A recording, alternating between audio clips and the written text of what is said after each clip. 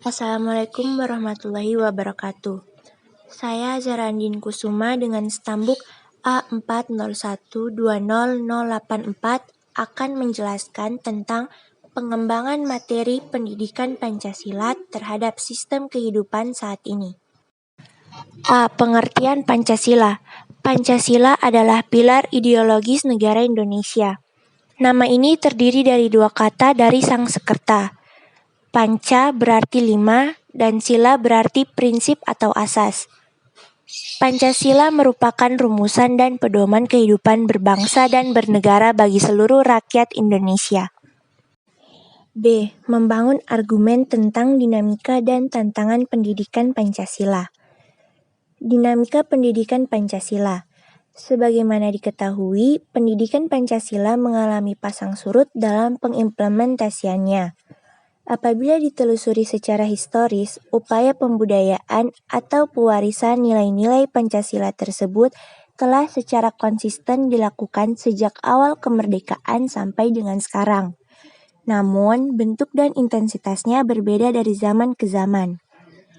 Penguatan keberadaan mata kuliah Pancasila di perguruan tinggi ditegaskan dalam Pasal 35 Ayat 3 dan Pasal 2 Undang-Undang Republik Indonesia Nomor 12 Tahun 2012 tentang Pendidikan Tinggi, yang menetapkan ketentuan bahwa mata kuliah pendidikan Pancasila wajib dimuat dalam kurikulum perguruan tinggi. Tantangan pendidikan Pancasila.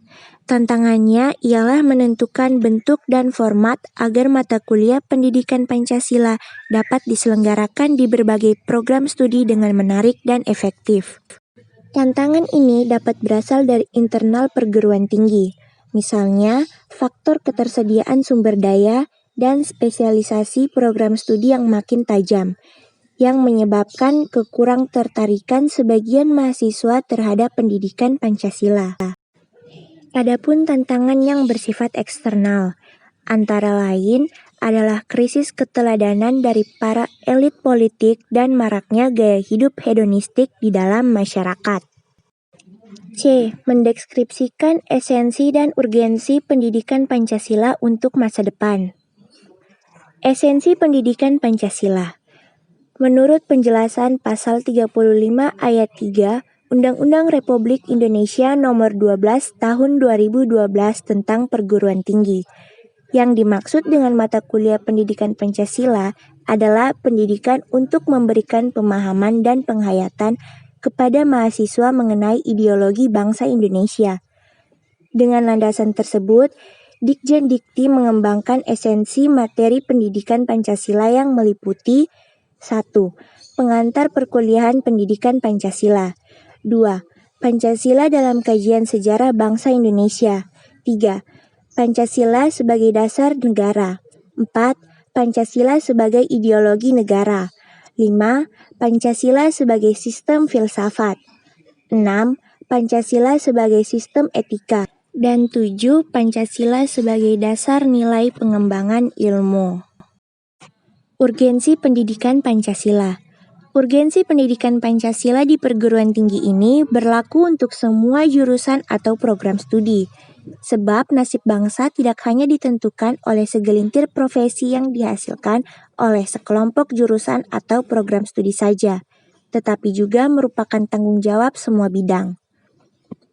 Contoh urgensi pendidikan Pancasila bagi suatu program studi, misalnya yang berkaitan dengan tugas menyusun atau membentuk peraturan perundang-undangan. Orang yang bertugas untuk melaksanakan hal tersebut harus mempunyai pengetahuan, pemahaman, dan pola pengalaman yang lebih baik daripada warga negara yang lain, karena merekalah yang akan menentukan meresap atau tidaknya nilai-nilai Pancasila ke dalam peraturan perundang-undangan yang disusun atau dibentuknya. D. Tinjauan historis Pancasila. Pertama, Pancasila yang disampaikan Soekarno sebagai anggota resmi BPUPK melalui pidato tanpa teks pada 1 Juni 1945 merupakan jawaban terhadap pertanyaan Rajiman Wedjodiningrat selaku Ketua BPUPK tentang apa dasarnya bila Indonesia merdeka kelak. Soekarno adalah pencetus pertama Pancasila Dasar Negara dan pembicara terakhir dari 40 orang yang menyatakan. Kedua, setelah Soekarno selesai menyampaikan pidatonya, pidato Pancasila tersebut diterima secara aklamasi oleh seluruh anggota BPUPK. Dengan diterimanya Pancasila 1 Juni 1945 sebagai dasar falsafah negara secara aklamasi oleh BPUPK, maka Pancasila 1 Juni 1945 telah menjadi keputusan BUPK yang bersifat mengikat, tidak lagi sebatas pendapat pribadi Soekarno. Pengakuan Pancasila 1 Juni juga ditegaskan Notonegoro yang menyatakan bahwa pengakuan Pancasila 1 Juni bukan terletak pada bentuk formal yang urut-urutan sila-silanya berbeda dengan sila-sila Pancasila yang terdapat dalam pembukaan UUD 1945, tetapi terletak dalam asas dan pengertiannya yang tetap sebagai dasar falsafah negara.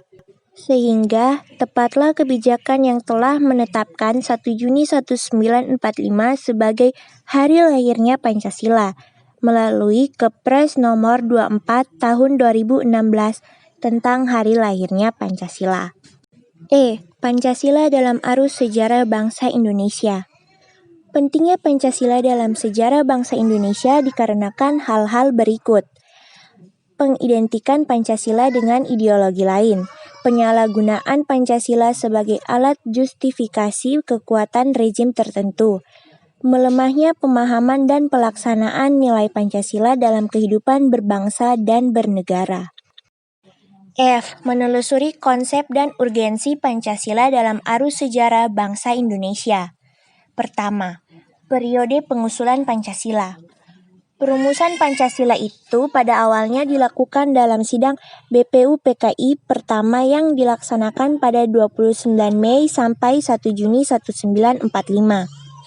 Menurut catatan sejarah, diketahui bahwa sidang tersebut menampilkan beberapa pembicara, yaitu Mr. Muhammad Yamin, Insinyur Soekarno, Ki Bagus Hadikusumo, dan Mr. Supomo, yang menyampaikan usulan tentang dasar negara menurut pandangannya masing-masing.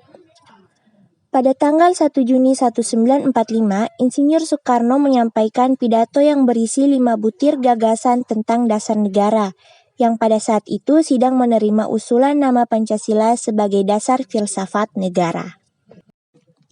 2. Periode perumusan Pancasila. Sidang BPUPKI kedua pada 10-16 Juli 1945 adalah disetujuinya naskah awal, pembukaan hukum dasar, yang kemudian dikenal dengan nama Piagam Jakarta. Piagam Jakarta itu merupakan naskah awal pernyataan kemerdekaan Indonesia. Pada alinea keempat Piagam Jakarta terdapat rumusan Pancasila. Ketuhanan dengan kewajiban menjalankan syariat Islam bagi pemeluk-pemeluknya. Kemanusiaan yang adil dan beradab, persatuan Indonesia, kerakyatan yang dipimpin oleh hikmat kebijaksanaan dalam permusyawaratan perwakilan, dan keadilan sosial bagi seluruh rakyat Indonesia.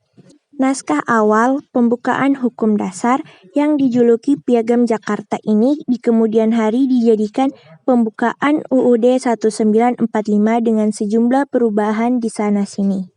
G. Argumen tentang dinamika Pancasila sebagai ideologi negara. Dinamika Pancasila sebagai ideologi negara dalam sejarah bangsa Indonesia memperlihatkan adanya pasang surut dalam pelaksanaan nilai-nilai Pancasila. Pancasila sebagai ideologi negara dalam masa pemerintahan Presiden Soekarno. Sebagaimana diketahui bahwa Soekarno termasuk salah seorang perumus Pancasila, bahkan penggali dan memberi nama untuk dasar Indonesia.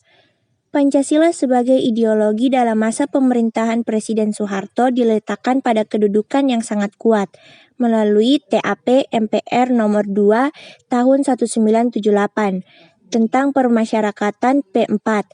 Pada masa Soeharto ini pula ideologi Pancasila menjadi asas tunggal bagi semua organisasi politik dan organisasi masyarakat. Tantangan terhadap Pancasila sebagai ideologi negara. Faktor eksternal meliputi hal-hal berikut. 1. Menguatnya isu kebudayaan global yang ditandai dengan masuknya berbagai ideologi asing dalam kehidupan berbangsa dan bernegara karena keterbukaan informasi. 2. Meningkatnya kebutuhan dunia sebagai akibat pertambahan penduduk dan kemajuan ideologi, sehingga terjadi eksploitasi terhadap sumber daya alam secara masif.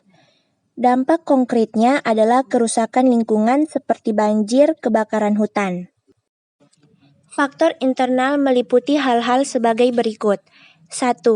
Pergantian rezim yang berkuasa melahirkan kebijakan politik yang berorientasi pada kepentingan kelompok atau partai, sehingga ideologi Pancasila sering terabaikan. 2. Penyalahgunaan kekuasaan atau korupsi yang mengakibatkan rendahnya kepercayaan masyarakat terhadap rezim yang berkuasa, sehingga kepercayaan terhadap ideologi menurun drastis. Tantangan pendidikan Pancasila. Tantangan yang dihadapi dalam proses pembelajaran pendidikan Pancasila pada era revolusi saat ini peserta didik yang sudah terlepas dari ponsel pintar. Saat ini mereka dengan mudah mendapatkan informasi dari luar melalui internet yang terkadang informasi tersebut tidak sesuai dengan nilai-nilai Pancasila.